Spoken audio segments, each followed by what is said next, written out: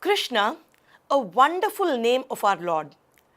We have seen two different meanings of the word Krishna so far. One is that he is an embodiment of happiness and he creates happiness in this world. He gives happiness to the earth and the beings of this earth. The second meaning is he is all attractive. He attracts everybody to him. Now, Arjuna in the next three slokas addresses our Lord as Krishna, and all these appear in the 6th chapter of the Bhagavad Gita.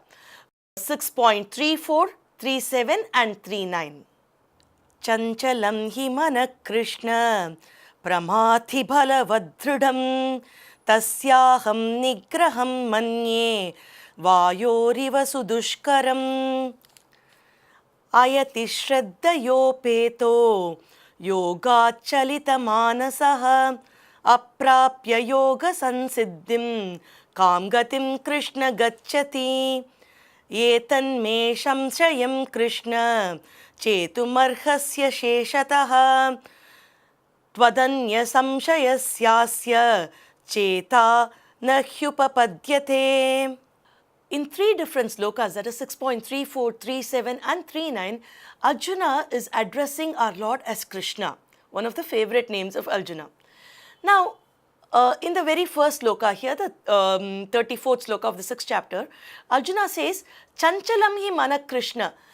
The mind is not steady, it is chanchala. It is turbulent. The mind is very powerful in spite of all this, but I am not able to conquer my mind. So what exactly should I do? Because the mind here is compared to a wind. Now, I am not able to control the wind, right? Nobody can control the wind. So also the mind is so difficult to control it. What exactly do I do is the first question of Arjuna. Krishna actually explains to Arjuna saying that yes, it is indeed difficult, but you can conquer it by your abhyasa and vairagya. By your steadfastness and by constant practice, you will be able to conquer your mind. Now, the next instance in the same chapter, when Arjuna uses Krishna, is he says that, hey Krishna, now one wants to learn this yoga. With all faith, he starts it. But he is not able to complete the process during this lifetime. So, what happens to such person? Is all his efforts wasted? Now, he in the next sloka, he gives an example of a huge cloud. A small part of the cloud now gets separated. And when a lightning happens, that cloud actually gets dissolved, right? So, is the effort of this person like that? Because he is not able to go here, he is not able to go there. What happens to him actually? So, Arjuna wants to get this particular thing clarified. Now, when we see little children in school, they want to answer a particular question, they want to answer another question. They're not sure if they can complete it within the stipulated time during their exam. So, the children will ask their teacher, do we have step marks for this particular problem? So, the teacher says, yeah, you have step marks, don't worry. So, Krishna also says, don't worry, nothing will happen to him. Whatever efforts he's taken will actually be useful for him, all right? So, the third time Arjuna uses the word Krishna is when he asks him like, hey Krishna, nobody else can clarify these to me, only you can help all these doubts being clarified. No, so in all these three instances, we understand that Arjuna wants to know really deep things which is beyond the birth of this particular janma of this person, because Arjuna wants to know what happens after this person dies. And the only person who can answer this question is Krishna. Because we defined Krishna earlier also. Krishir bhuvachaka shabdaha nascha nirvriti vachakaha tayor aikyam parabrahma.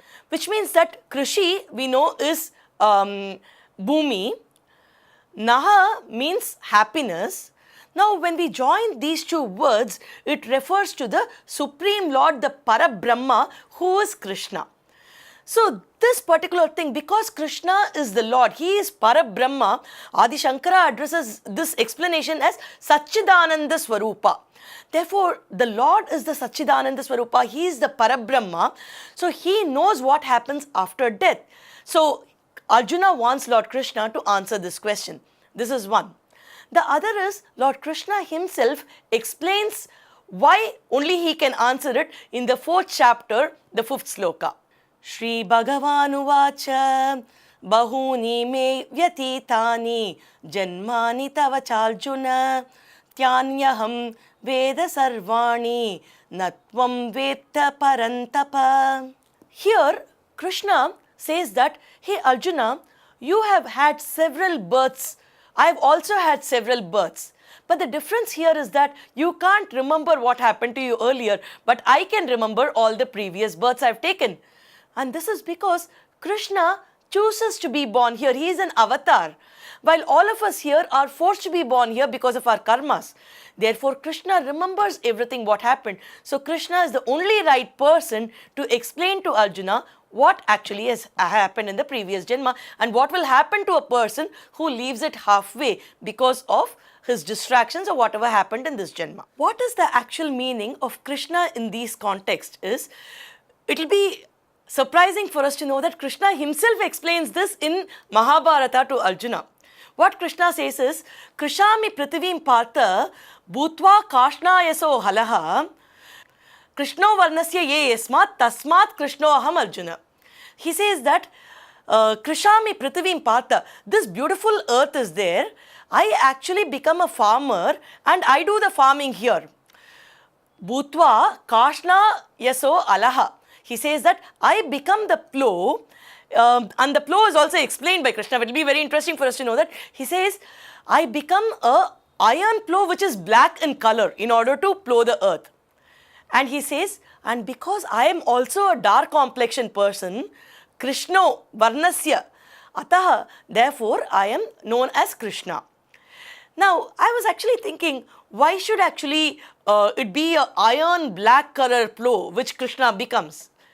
And then I realized that our earth is a magnetic field. Isn't it amazing that Krishna, who is supposed to be an all-attractive person, now attracts even physically by explaining himself as a iron black color plow, because the earth is a magnetic field. Now the iron is going to attract this magnetic field towards him.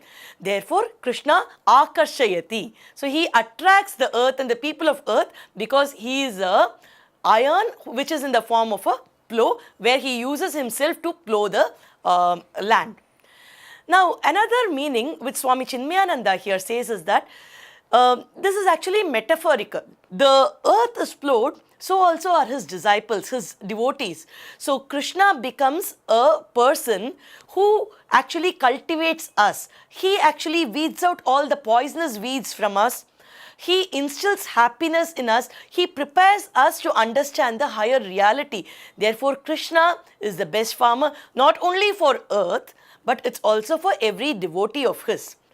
Now, in this context, Arjuna addresses Lord Krishna as Krishna, because Krishna is going to help Arjuna weed out all his doubts, all his confusions, and instill all what is required, the right knowledge that's required for Arjuna, thereby preparing him to face the war, preparing him to go on the right path of dharma, and preparing Arjuna for happiness.